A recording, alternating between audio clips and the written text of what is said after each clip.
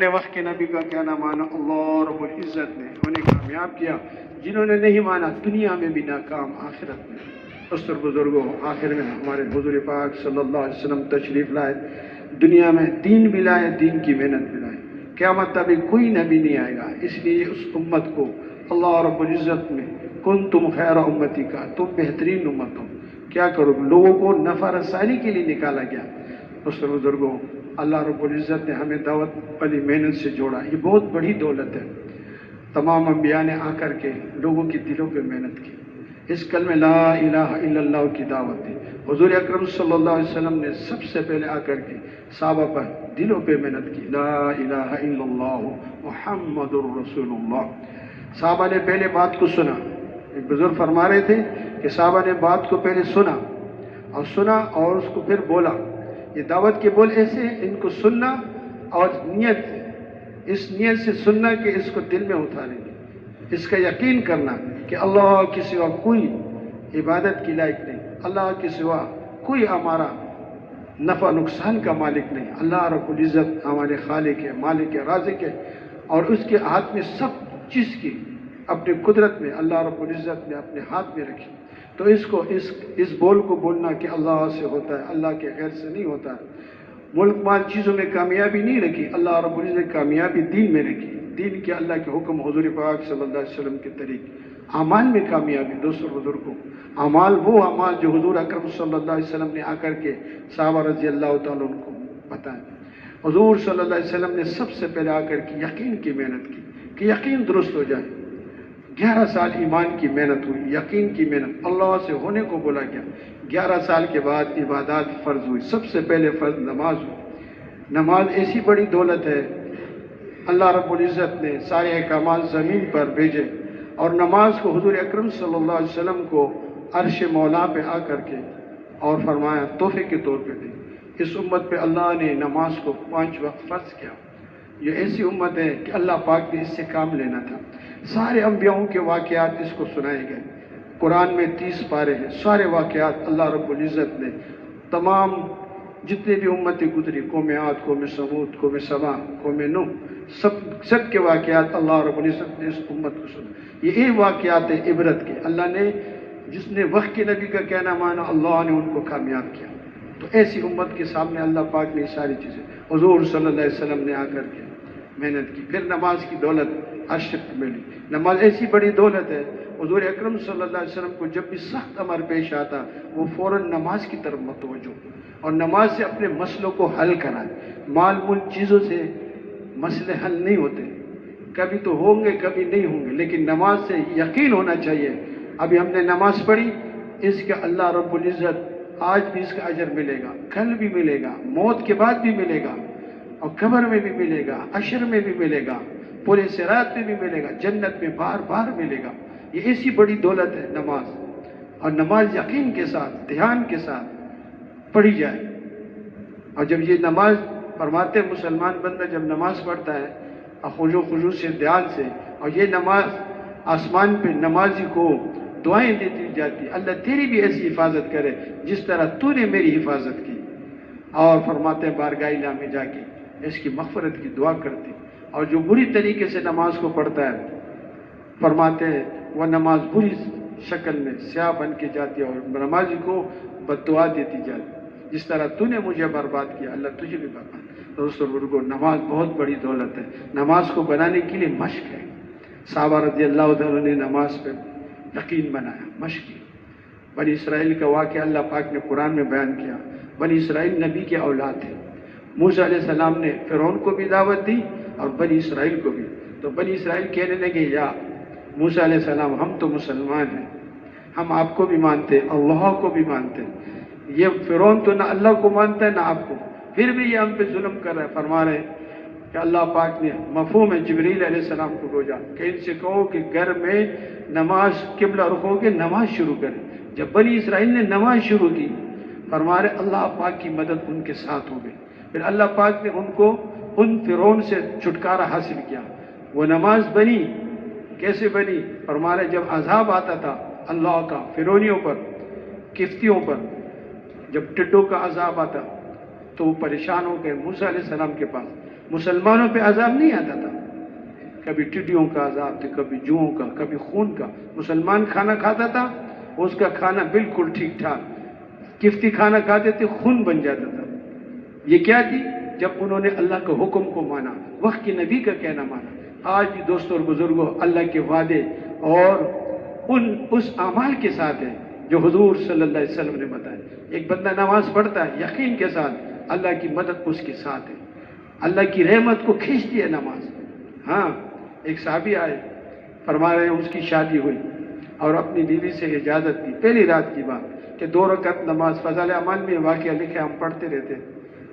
فرماتے ہیں کہ 2 رکعت نفل کی اجازت مانگی اور فرمانے نفل کی نیت باندھی، فجر کی اذان ہو گئی اور بیوی سے معذرت کر کے نماز پڑھنے چلے گئے فجر۔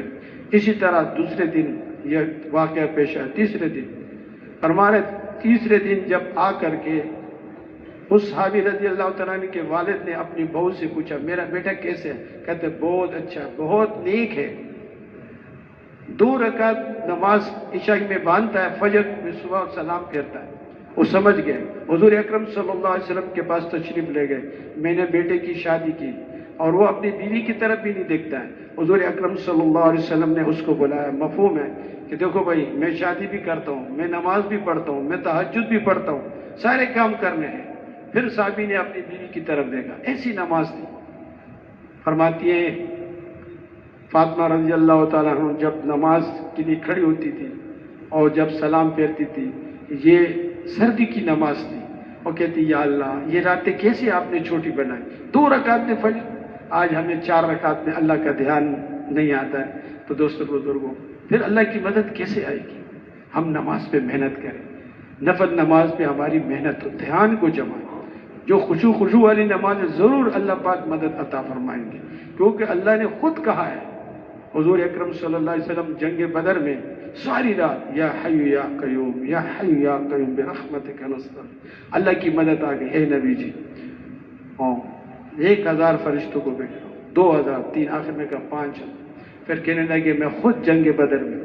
تو ایسی مدد کھنچوائی حضور صلی اللہ علیہ وسلم نے، ہمیں یہ ساری چیزیں بتائی گئی ہیں۔ آج ہمیں کسی چیز انسان کے اندر جو مایا ایمان کا، یقین کا، یہ اللہ کی رحمت کو ہر وقت کھینچ سکتا ہے۔ اپنے مسئلوں کا حل یہ خود اس میں اللہ نے رکھا ہے۔ مال مول چیزوں میں مسئلوں کا حل ہوتا تو اللہ پاک کسی کو محتاج نہ بناتا۔ اللہ نے صحابہ رضی اللہ تعالیٰ عنہ کو اعمال دی۔ ایک صحابی کا باغ خشک ہو رہا تھا، 2 رکعت نماز پڑھی اور اپنے غلام سے کہا جاؤ دیکھو کئی بادل ہیں، پھر پڑھی، پھر کہنا ایک چھوٹا سا ٹکڑا آیا اور وہ آ کر کے صرف اس باغ پہ برسا۔ فرما رہے ہیں کہ وہ جب انہوں نے دیکھا کہ صرف باغ پہ برسا، باقی جگہ نہیں ہوا، تو دوستوں بزرگوں، ہماری اور آپ کی نماز بن جائے، سارے مسلمان 100% ہم خالی نہیں، جتنے ہمارے محلے میں رہتے، جتنے ہمارے گھروں میں رہتے، ہاں فرما رہے 70% مجمع اس وقت گھروں میں ہے، 30% یہ مرد باہر ہے، بچے اور مستورات یہ گھروں میں رہتے ہیں، اور مرد حضرات 30%۔ اگر یہ مسلمان 52% بھی آتے ہیں، لیاس رحمۃ اللہ علیہ سے سنا ہے، اگر یہ مسلمان 52% بھی نماز پہ آ گئے، اللہ مسلمان کی ترقی شروع کرے، کفر کا تنزل شروع ہوگا۔ ہاں، کفر ایسے نہیں ٹوٹے گا، یہ باطل کو اللہ توڑیں گے لیکن اعمال سے توڑیں گے۔ مسلمان کے اعمال میں اللہ نے کامیابی رکھی۔ یہ مسلمان اعمال کرے گا یقین کے ساتھ، اللہ کے دھیان کے ساتھ، اللہ کو راضی کرنے کا جذبہ ہو، حضور صلی اللہ علیہ وسلم کے طریقے ساتھ، نفس کا مجاہدہ، فضائل کا استدار، ہر عمل میں ہمارا یہ دھیان ہونا چاہیے۔ یہی نماز اللہ سے ہمارے انعام دلوائے گی۔ نماز کے لیے علم کی بھی ضرورت ہے۔ ہر مسلمان مرد عورت پہ اللہ رب العزت نے اتنا علم فرض عین کیا، 24 گھنٹے کی زندگی حلال حرام، پاکی ناپاکی، جائز و ناجائز کی تمیز کر سکے۔ علم بہت بڑی دولت ہے، اور ہمارے جہالت کے سمندر سے ایک قطرہ علم بہتر ہے، اور علم کے سمندر سے عمل کا ایک قطرہ بہتر ہے، اور عمل کے سمندر سے حضور صلی اللہ علیہ وسلم کا سنت کا ایک طریقہ، اور فرما رہے اس کے ساتھ اخلاص کا بھی ہونا بہت ضروری ہے۔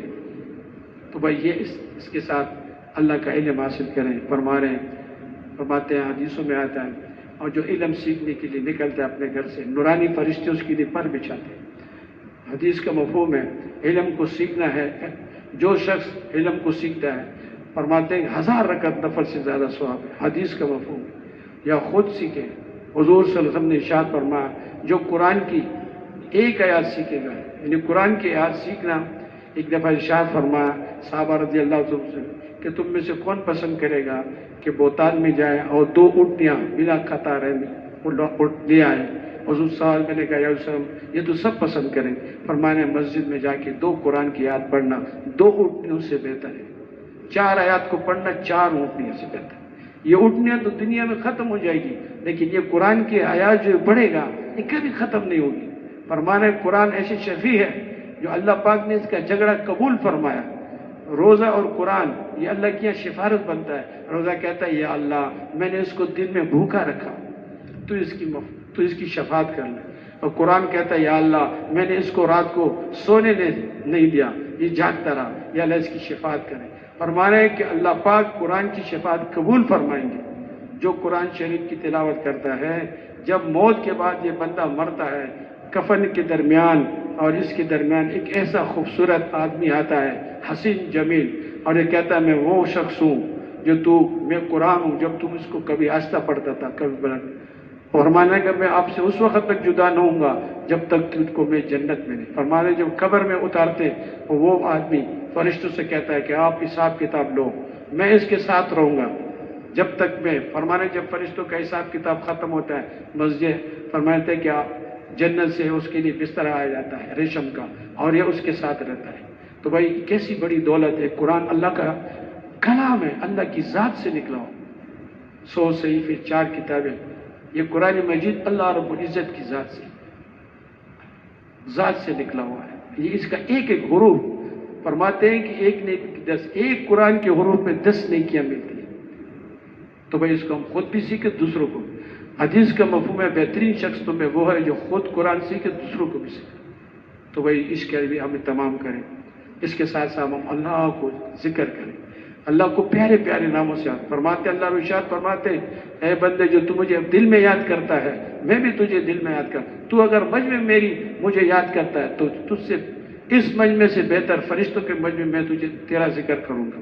فرمانے حضور اکرم صلی اللہ علیہ وسلم کا حدیث کا مفہوم ہے جس دنیا پہ سورج طلوع ہوتا ہے یہ 4 کلمات مجھے اس سے بہتر ہے، سبحان اللہ، الحمدللہ، لا الہ الا اللہ، اللہ اکبر۔ یہ باقیات ہیں، کل قیامت کے دن یہ کام آئیں گی، دنیا میں بھی اللہ کی رحمت کو کھینچتی ہے، اور ہمارے ذکر رزق کو کھینچتا ہے۔ مسلمان کے پالنے کے کئی راستے ہیں، اللہ نے چھوڑا نہیں ہے۔ حضور صلی اللہ علیہ وسلم نے امت کو نہیں چھوڑ کے گئے، عمل سکھا کے چھوڑ کے گئے۔ آج مسلمان پریشان ہے، اس کائنات کا دلہا جب عمل نہیں کریں گے تو آدمی پریشان ہوگا۔ پریشانی اس وقت آتی ہے جب ہمارا دھیان ملک مال چیزوں میں، یہ تو غیر کا یقین ہے، مال سے ہوتا ہے، ملک سے ہوتا ہے چیز۔ مسلمان کا یقین اللہ سے ہوتا ہے، اللہ نے دیے وہ اعمال کی دعوت بھی دے، خود بھی اس پہ عمل کرے۔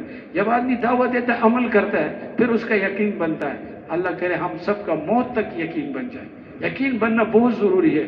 آج مال ملک چیزوں کا، جیب میں جو کچھ ہے اس پہ یقین ہے۔ آج وہ فرماتے ہیں کہ جیب مال کا یقین دل میں اتر گیا، یہ دل کا یقین درست کرے۔ اس دل میں اللہ رب العزت آ ہی نہیں سکتے جس میں خیر ہوگا، اس خیر کو پاک کرنا پڑے گا۔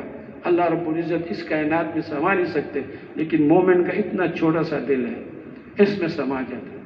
تو وہ اس کے ساتھ ساتھ ذکر، اور ہمارے 3 تسبیحات بہت ضروری ہیں۔ ذکر کثیر، تیسرا کلمہ درود شریف، استغفار۔ حضور صلی اللہ علیہ وسلم پہ ایک دفعہ درود شریف بھیجیں گے، اللہ رب العزت 10 رحمتیں نازل فرمائیں گے۔ فرماتے ہیں 10 رحمتیں، 10 درجات بلند فرمائیں گے جنت، اور 10 خطائیں معاف کریں گے۔ اور فرمانا جو کثرت سے درود شریف بھیجتا ہے اللہ پاک اس کی رزق کی تنگی دور فرماتے ہیں۔ کثرت درود شریف، اس کے ساتھ اپنے گناہوں پہ استغفار۔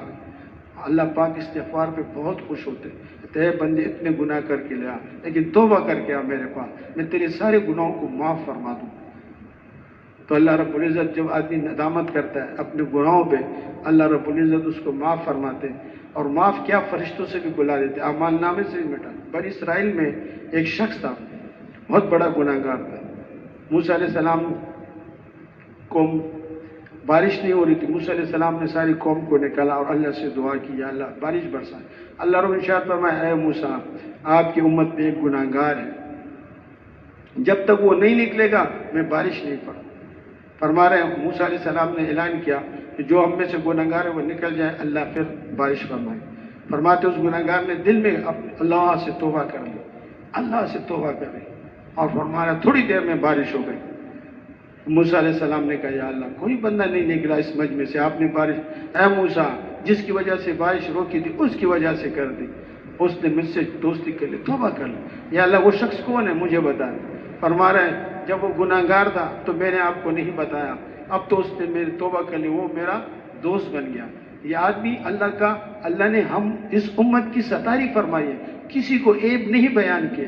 آدمی کتنا بھی گناہگار ہو اس کے سطر پہ کچھ نہیں لکھا ہوتا ہے، باقی جو قومیں گزری ان کے دروازے پہ بعض کے فرماتے ان کے ماتھے پہ لکھا ہوتا ہے اس نے فلانا گناہ کیا۔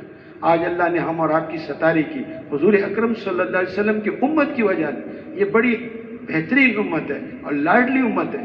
آج اپنی حیثیت انسان کو، مسلمان کو اپنی حیثیت کا پتہ نہیں، اگر اس کی حیثیت کو پتہ چل جائے یہ کبھی سلام نہ پھیرے، اللہ اس کی طرف متوجہ ہوتے ہیں۔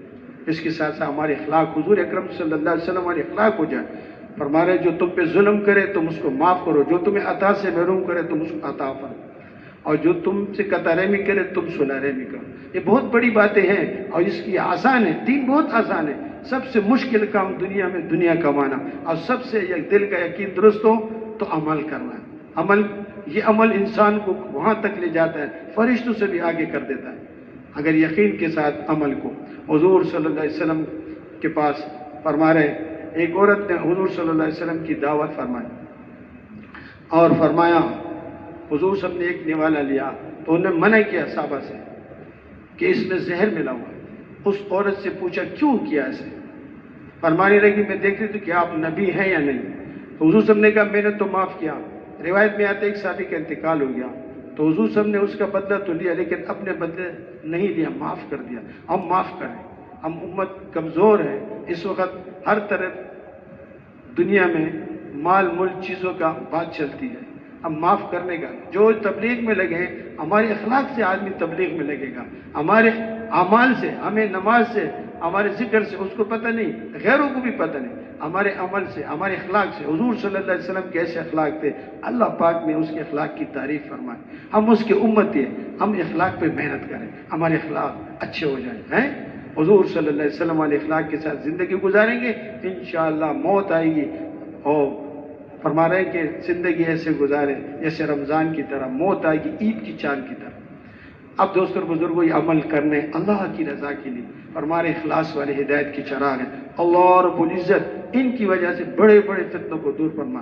حدیث کا مفہوم ہے اللہ رب العزت ایک جگہ عذاب بھیجنا چاہتے ہیں، ادھر ایسے لوگوں کو دیکھتے ہیں جو مسجدوں کو آباد کرتے ہیں اور آپس میں ایک دوسرے سے اللہ کے واسطے محبت کرتے ہیں اور آخری رات میں استغفار کرتے ہیں۔ الحمدللہ اس تبلیغ کی وجہ سے اس ساتھی الحمدللہ سے مجموع میں مسجدوں میں ہوتے ہیں، اللہ کے راستے میں جاتے ہیں، شب جمعہ میں آتے ہیں اور یہ تہجد بھی پڑھتے ہیں، آخری وقت میں استغفار بھی کرتے ہیں، مسجدوں کو بھی آباد کرتے ہیں۔ اور جماعت میں کئی قسم کے لوگ ہوتے ہیں، کوئی کون سے قبیلے کا ہوتا ہے، کوئی کون سی جگہ کا ہوتا ہے، اللہ کی رضا کے لیے محبت کرتے ہیں، اللہ کا آیا ہوا عذاب اس وجہ سے رک جاتا ہے۔ تو بھائی یہ ساری باتیں ہم میں اور آپ میں آ جائیں، اس کے لیے تو اللہ پاک نے ہمیں یہ دنیا کی زندگی دی، مال ملک جان یہ اللہ کے راستے میں لگ جائیں۔ اللہ ارشاد فرماتے ہیں میں نے مسلمان کو خرید لیا جنت کے عوض، اس کا مال جان اللہ نے ہمیں خریدا ہوا ہے جنت کے عوض، ہم تو بکے ہوئے ہیں، اللہ نے ہمارا فیصلہ کر لیا ہے، ہمارے سب کچھ اللہ کا ہے، یہ اللہ کے دین پہ لگ جائے، یہ سارے عالم کے سارے انسانوں میں دین پہنچ جائے، یہ ذریعہ اللہ نے ہمیں بتایا ہے، اس کے ذریعے سے ساری دنیا میں دین پہنچا۔ اور الحمدللہ ہم دیکھ رہے ہیں پوری دنیا سے جماعتیں آتی ہیں، پوری دنیا سے دین کو سیکھنے کے لیے پاکستان میں آتی ہیں، اور پھر پاکستان والے کیا کر رہے ہیں، اور اس کو بھی دین سیکھنا چاہیے۔ اس دین میں محنت 4 مہینے لگا لیا، سال لگا لیا، یقین نہ بنا، ہم اللہ کے خزانوں سے لینے والا نہ بنا تو کیا بنا؟ کچھ نہ بنا۔ ابھی جوڑ میں بہت ساری باتیں آئی ہیں اس کی کہ بھئی یہ مجمع جو ہے یہ قرآن والوں کا، یہ اللہ نے آپ لوگوں کو وقت لگایا، آپ لوگوں سے کام لیا، ہم اپنے کام کو کریں۔ دنیا میں کوئی جہاز چلانے والا ہے اس کو پائلٹ کہتے ہیں، اگر وہ جہاز نہ چلائے گا تو اس کے پاس کس چیز کی کچھ نہیں ملے گا۔ ایک ڈاکٹر ہے اس کے پاس ڈگری ہے، اگر وہ ڈاکٹر جائے گا کلینک میں ڈاکٹری کرے گا تو پھر اس کو فائدہ پہنچے گا۔ ایک انجینئر ہے، اس نے انجینئر کی ڈگری حاصل کی ہے، سالوں لگائے ہوئے ہیں۔ ایک آدمی دائی ہے، تبلیغ میں لگا ہے، 4 مہینے لگے، سالانہ چلہ بھی لگتا ہے، سروزہ بھی لگتا ہے، لیکن مسجد کو آباد نہیں کرتا ہے، مسجد کو وقت نہیں دیتا ہے، روزانہ دعوت نہیں دیتا ہے، روزانہ تعلیم میں نہیں بیٹھتا ہے، گھر میں بھی تعلیم نہیں کرتا ہے، اور اللہ کے ساتھ بیٹھ کے ذکر بھی نہیں کرتا ہے، اور مشورہ بھی نہیں، اور مہینے کا ہمارا جو سروزہ ہے وہ بھی ترتیب پہ نہیں ہے، تو اللہ کی مدد کہاں سے آئے گی؟